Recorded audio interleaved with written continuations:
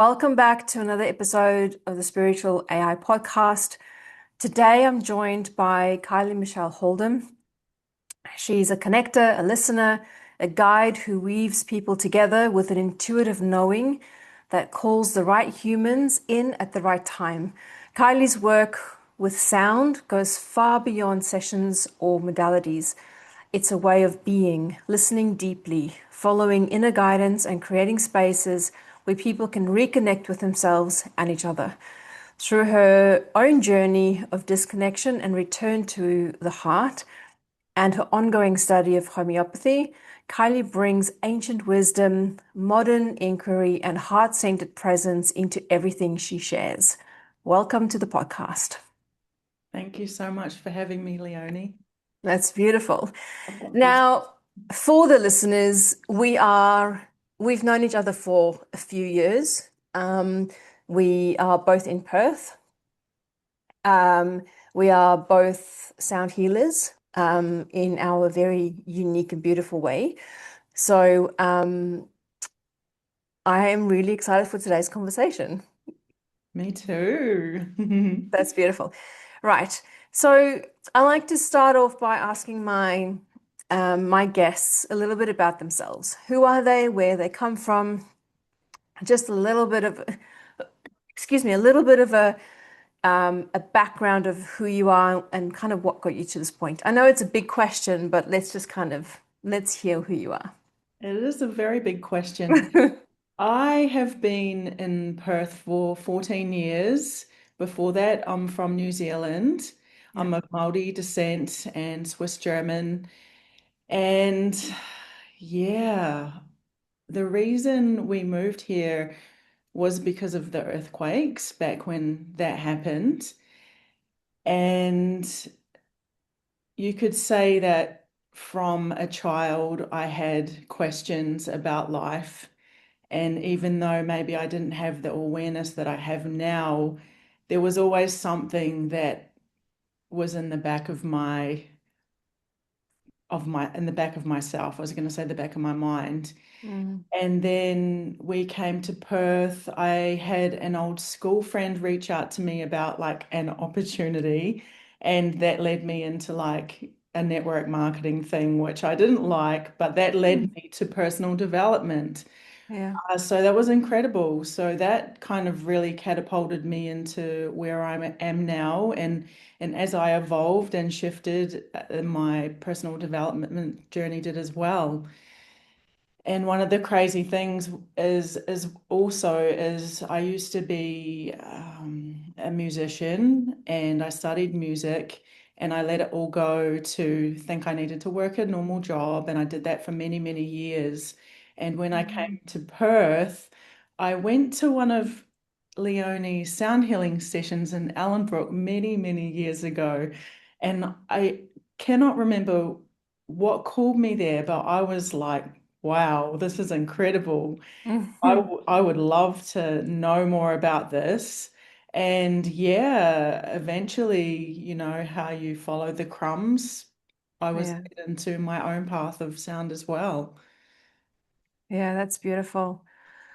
Wow. So a lot happening in kind of like a short period of time in the later years, after you grew up in New Zealand. So I can remember when when I was running the sessions in Ellenbrook, the sound healing sessions there, and I really enjoyed them.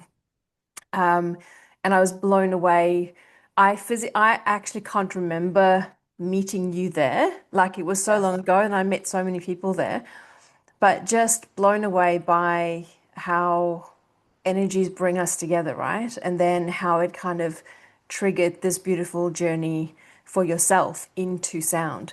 And you've become one of Perth's, like I would say, one of Perth's leading sound healers out there. So it's amazing how this journey has kind of evolved for you. Um, besides the sound healing, what other kind of modalities have you kind of tapped into on this journey that you kind of, I know you're doing the homeopathy, but what other modalities have you kind of gone into? on this journey of discovery. Oh. Oh, well, I think when you begin to find that part of yourself that you're beginning to remember, like the spiritual aspect, if that's how I can explain it, I think you just go through these kind of paths and you follow whatever it is that kind of gets you excited in the moment. So for me, as far as I can remember, I had a little Reiki thing going on at one point, and I found a lady, and that wasn't really my thing, but it was really interesting. And then I went from there to sound eventually. But I think what I really like is resources. I really love the gene keys and human design and lots of all those kinds of things. And I Mm, feel that they're very helpful on your way of getting to know yourself at a deeper level.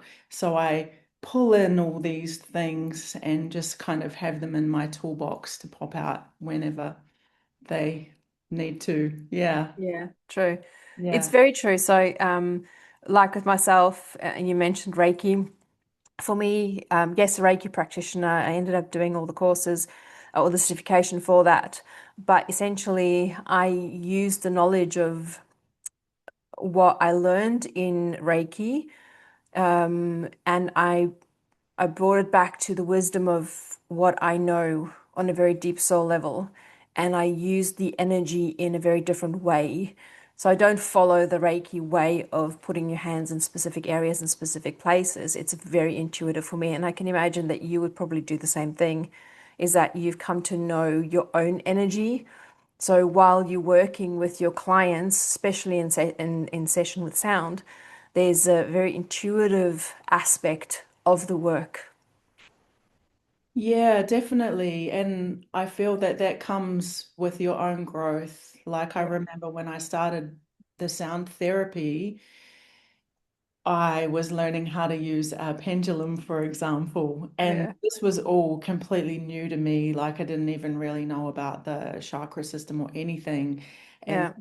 so learning how to do that and, getting your head out of the way. And I think I had a meltdown a few times. And then eventually it comes and then it's like, yeah, it all becomes very natural and you'll get something that will pop up into your field or into your mind and you'll start to trust yourself and you'll ask the question if you feel like Mm. it's something that needs to be said. Yeah. But it is definitely a process. Yeah. It's as you're talking, the word it comes to mind is remembering. It's almost as if there's this moment that clicks in and you remember who you are, remember how to use the energy, remember how to do it. I find I've had that conversation with a lot of clients, and also with myself.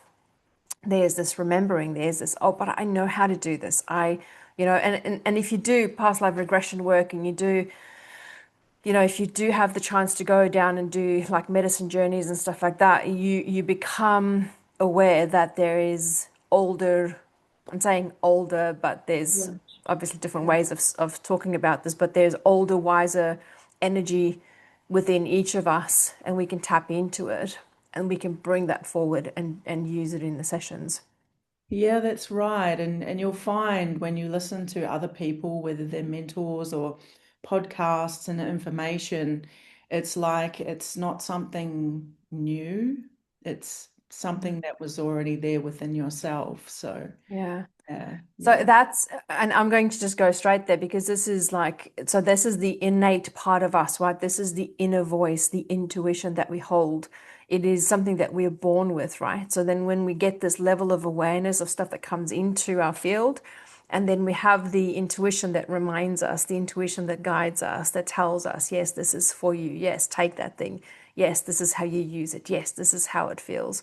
So yeah, there's no ways you can't change anything that you're not aware of. So awareness is fundamental in everything that we do. And then you've got that second step, which is the awareness, which helps us reconnect with that deeper part of us. It Yeah. does. It's once you begin to connect with them, it's like a game. It's so much fun. And you Yeah. know when you're out of alignment or you're off track because you'll either stop receiving the messages or things will happen and you'll be like, oh. Yeah, yeah. And it's those oh moments that's like, shit, I knew Yeah, this all along. yeah, yeah, Yeah, I yeah. love those. Yeah, it's often in hindsight for me most of the time, but that's It, okay. I still learn from it eventually. yeah, we do. And you know what? We're human. Like even I often tell my clients that, even after doing this work for my in my own right for over 3 decades, and then with my clients for 2 decades now, maybe even more, I'm human, and if I'm out of alignment, that intuition can come, and there's no ways I'm going to receive it. So I'm human, I'm fallible, I get it wrong. Obviously, the more you do this work, the more you are in tune and the more you're in that state. But we're human, we get it wrong. That's what we do. Yeah. So tell us a little bit about sound. If there's anybody listening to this podcast and you are listening to this and this is the first introduction to sound therapy or sound healing, tell the listener about that. Like what do you feel is sound therapy? What do you feel like? What is the magic in it? How can people use it? Let's just dive a little bit into sound. I feel like it's very gentle yet very powerful at the same time. Yeah. It's something that is within all of us, and it's like, our voice, which Mm, we have forgotten, or we have all of these preconceived ideas about what we should sound like. mm, So it is like a remembering again, and I'm going to bring myself back into sound. Um, mm, yeah, for me, I think the biggest thing that most clients have once they've finished a sound therapy session and once they've come back into the space is like a huge weight has lifted off them and they can breathe and everything is okay and they can keep going, but they're so deeply relaxed. yeah. Yeah, and that's also with the group sound meditation as well. It's deeply, deeply relaxing, and it doesn't matter whether you know about meditation or not. All you need Mm, to do is lay down and listen and allow yourself to drift off. Yeah, yeah. and it's been around for thousands and thousands of years, like ancient, Mm, ancient times. And you don't need to have all these flash tools and instruments, all what we can do is we can go outside and we can go on a walk and we can rub stones together. We can like touch the bushes and the mm, branches and the flax and we can listen to the wind and it's so so healing, like yeah. nature heals. Yeah. Yeah. Yeah, it is.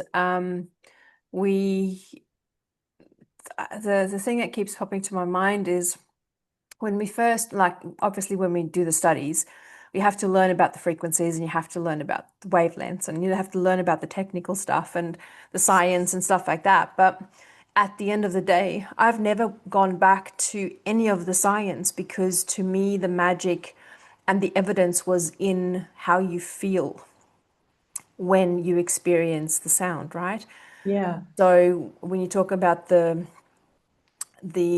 sound meditations where you're in large groups, you go in there, you lie down, and it's all beautiful, soothing sounds. But in the same at the same time, you can also experience pain in your body, which is old energy shifting, and then at the end of the session, the pain is gone, which is then, you returning back to homeostasis, back to that place of um, of being grounded and centered. And Yeah, that's that's often that's the right. negative and stuck energy releasing from your body. So you can experience different things, but it all comes back to just feeling and being in the moment with the sound, and you'll receive so much more than sitting in front of a book and trying to figure out the science. Yeah, that's right. And the other thing too is because we generally have so many things going on, and you know, when you come into this space, people don't even realize what's going on within their bodies because they haven't had that opportunity to really relax and rest. So Mm. then they start to notice the different sensations as well, which is a good thing. Yeah, even the Yeah. emotions that can surface or the pain, it's all Mm. there for it to be seen and felt. Yeah. Yeah. And on a very funny note, I'm sure you've experienced this before, but I think if you speak to any sound healer who have run group meditations, they can write volumes on people and snoring. Yes, yes. And They people go, they falling go deep. asleep. Yeah, they go deep. And often when, when people, I used to I describe it like this, is that if you find yourself falling asleep in a sound healing session, quite often it's necessary for the brain to switch off for the sound frequencies to actually do the work that they can. So yeah, so I would just laugh and say, look, it is the most normal thing to fall asleep. But you just know that even if you're falling asleep, that the sound is still moving through you and that you will still get the benefits of it. So your mind doesn't need to be involved. No, that's right. Yeah, Yeah, beautiful. yeah. So let's shift a little bit. I want to kind of go into more the personal side of your own journey. And I want to bring it back to, perhaps tools and modalities and techniques that has helped you personally on your journey with your self-development and your spiritual growth and development. And then, what you feel the importance of awareness and intuition is for this journey of healing and developing and, in the spiritual sense. Okay. So we'll go back to That's it, yeah. Just whatever comes up, if there's a memory that surfaces, go there and then just see what was the process around it. And then we can perhaps let people know, dive deeper into, let people know exactly, these are the foundations that you truly need when you find yourself in a situation like that. So let's talk whatever comes to mind. well, probably we'll go back to 2019. That's when I started to study sound. Yeah. And so I believe that it expands your consciousness. So you're going to grow Mm, regardless. And it happens as you go. So when I was studying, we were working practically on one another as well, with the students. So we would do that on one another. We would relay the information of what was coming up for us, and it was great because where I studied, we're up in 2J, so coming back to where I live was like a 50-minute drive.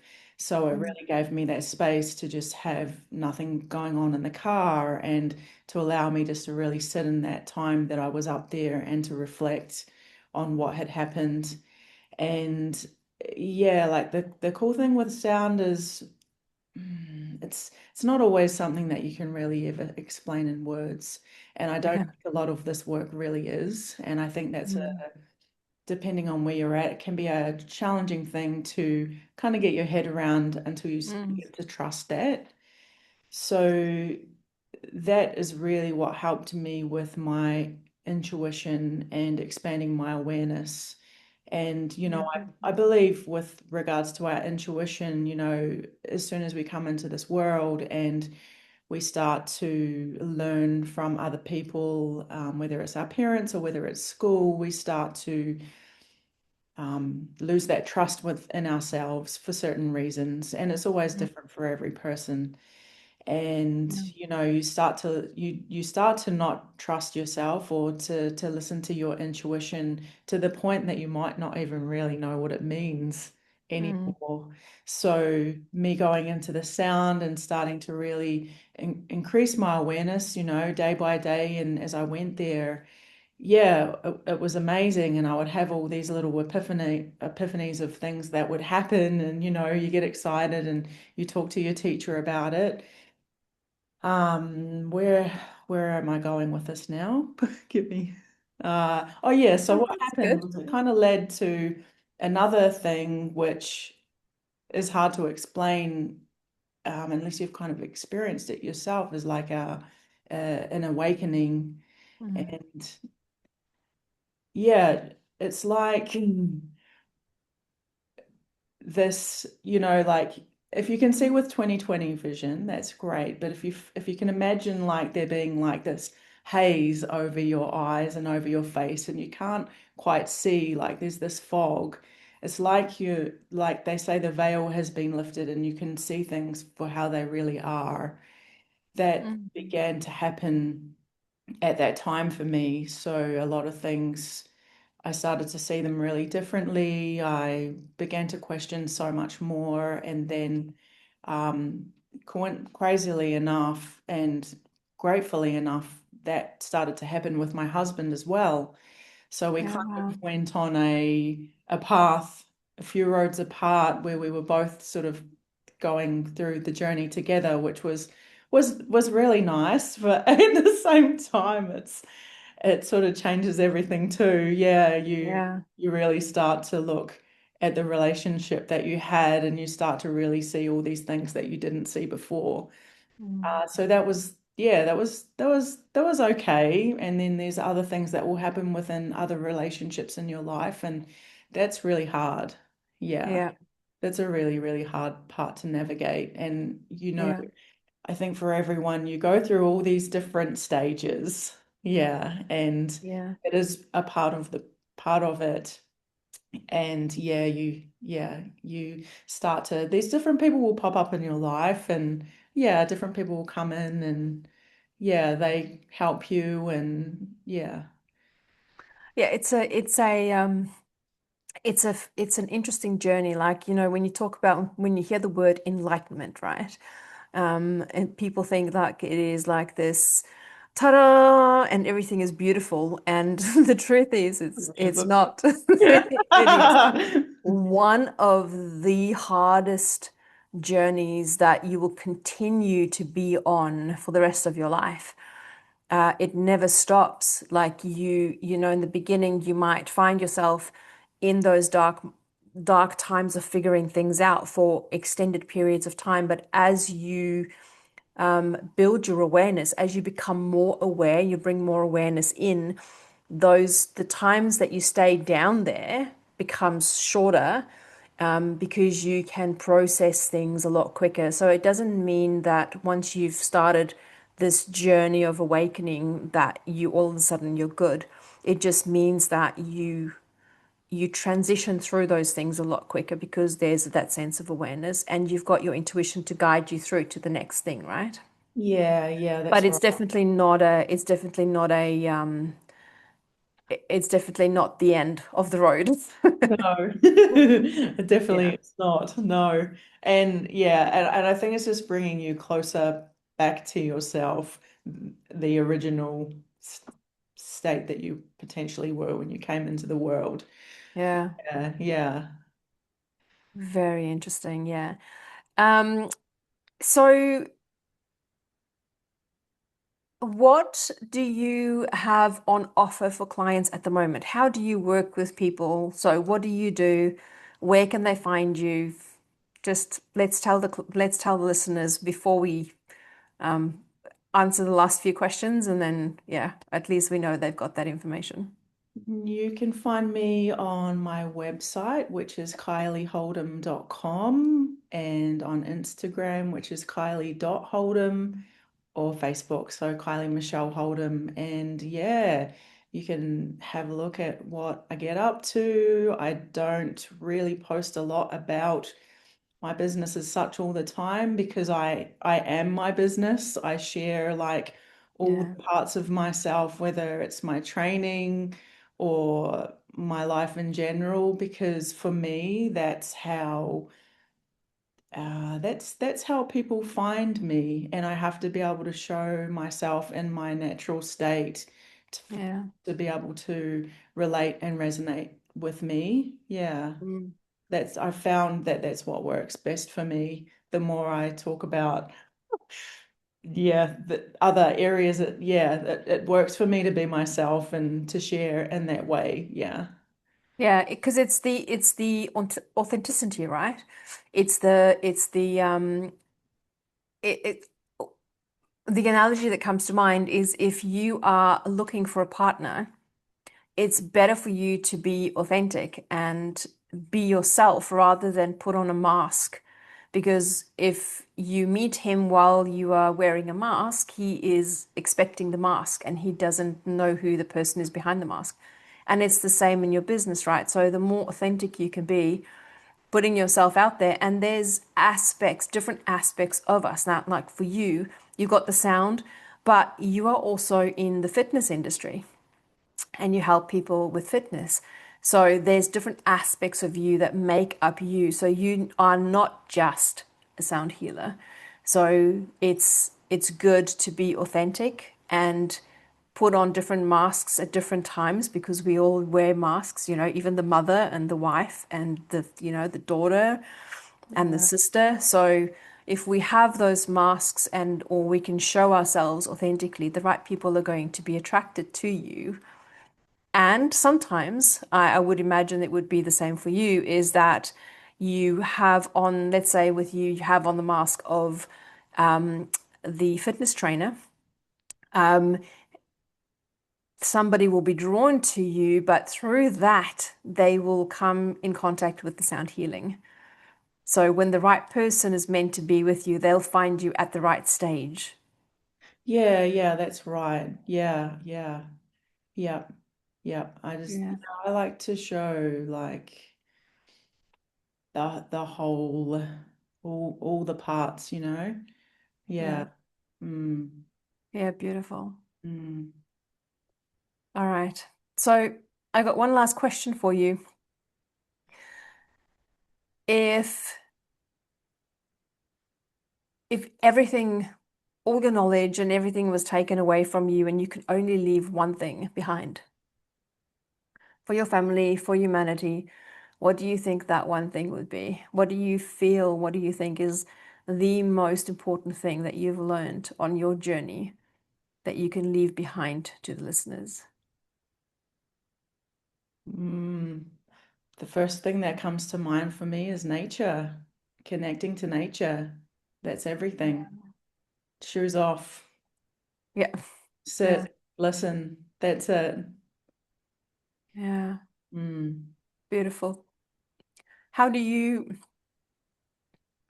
so besides walking in nature and sitting and listening, what other benefits do you think, or what other ways do you use in nature that the listener might not actually right now be aware of? Okay. So say, well, the connection of the land and the earth beneath your bare feet Mm-hmm. is very grounding for you. Say you're at the beach, the salt water is very cleansing as well. So, if you've had like a challenging day or you've got so much stuff going on in your mind, the best thing that you can do is get your shoes and socks off, get on the dirt or the sand or the grass, and just close your eyes and hop in the water, or just feel the sensations of the wind or Mm. the the earth around you, and that can really help you. Or even just sit down and just breathe and feel, listen. Yeah. Yeah, connect. Breath Mm. is really important as well Mm. to connect us, right? So Yeah. that's beautiful. Yeah, we just come back, even if you have to put your hands on your heart, or yeah, just come back to yourself, come back to nature. That's it. That's all you need to do. Nothing else matters Yeah. in that moment.